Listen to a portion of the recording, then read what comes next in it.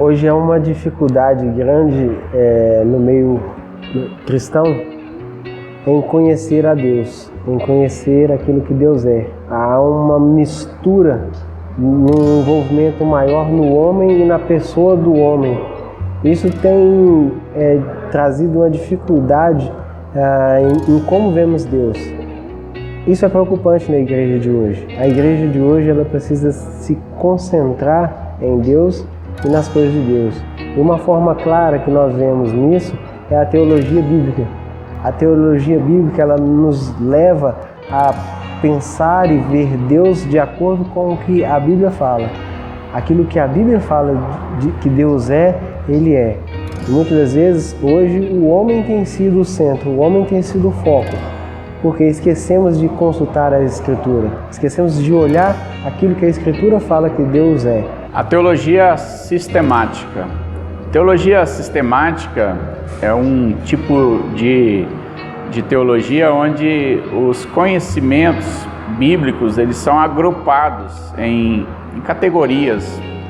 Então, ensina-se sobre os anjos, sobre Deus, a sua pessoa, e esses ensinamentos bíblicos eles são agrupados ali em categorias para facilitar o entendimento. E há uma diferença entre essa teologia sistemática e a teologia bíblica. A teologia sistemática ela vai agrupando uma série de categorias de ensinamentos, textos que falam sobre Jesus, sobre a sua obra, sobre o céu. Então esses textos são agrupados e são colocados ali. Já a teologia bíblica, ela vai contar a história da redenção em toda a Bíblia. Então teologia sistemática é apenas uma maneira para facilitar os ensinamentos acerca da palavra de Deus, que são colocados de forma que a gente pode compreender diversos temas tirados da Escritura. A teologia bíblica na história da redenção. A Bíblia ela é um livro só, é um livro que contém vários outros pequenos livros, mas precisamos entender que ela é um livro só, de capa a capa, de Gênesis ao Apocalipse. Ela vai contar uma história, e a história da redenção. Por isso nós precisamos ler o texto bíblico, ler toda a Bíblia nessa perspectiva. Quem é o personagem principal é Deus, é a sua obra, é Jesus Cristo. Desde Gênesis conta que a semente da mulher nasceria e pisaria a cabeça da serpente. E todos os textos vão apontando para Cristo. Em todos os livros da Bíblia nós vemos essa história, a história da redenção. Nós vemos em Gênesis, em Êxodo, Levítico, Número e assim por diante. Quando chega no Novo Testamento, Mateus traz uma genealogia apontando para o Cristo, para o filho de Davi. E lá no Apocalipse, no finalzinho, já apontando para o novo céu, a nova terra, onde estaremos com o Senhor para sempre. Então, teologia bíblica aponta para a redenção em Jesus Cristo. Quais as implicações da teologia bíblica para a vida da igreja? E a primeira implicação que nós podemos observar é que, como a igreja é a igreja do Deus vivo e que ela é coluna e baluarte da verdade, isso significa que ela deve sustentar e exibir em unidade a verdade da palavra de Deus. Para isso, nós precisamos nos unir na verdade. Algumas perspectivas de hoje é que a doutrina divide, né? Mas quando a gente olha para o Novo Testamento, a gente vê que a ênfase que é dada é que o erro doutrinário é que divide a igreja. É o erro doutrinário que faz com que a igreja se divida. E uma forma da igreja permanecer unida doutrinariamente é por meio da confissão de fé. A ICEB, a denominação a qual a gente faz parte, nós temos uma confissão de fé.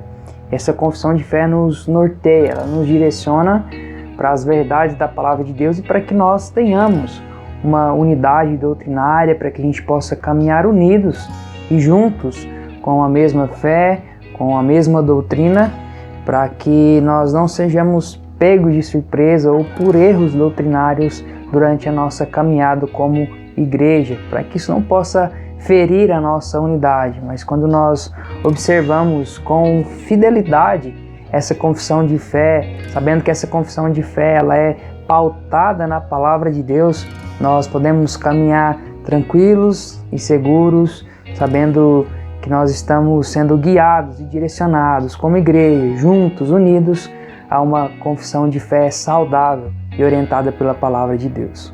Uma segunda implicação da teologia bíblica para a igreja é que a teologia bíblica nos remete à ideia de que a doutrina e a vida cristã elas não podem ser separadas, elas não podem ser divorciadas.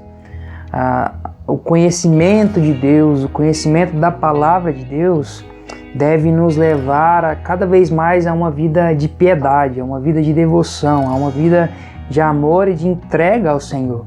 Então a teologia bíblica nos remete a isso. E é por isso que essa é a segunda implicação da teologia bíblica para nós, que a doutrina, o conhecimento de Deus, o conhecimento da palavra de Deus deve nos levar a uma vida de piedade. E uma última implicação para nós pensarmos é que a igreja ela é chamada para rejeitar falsos ensinos.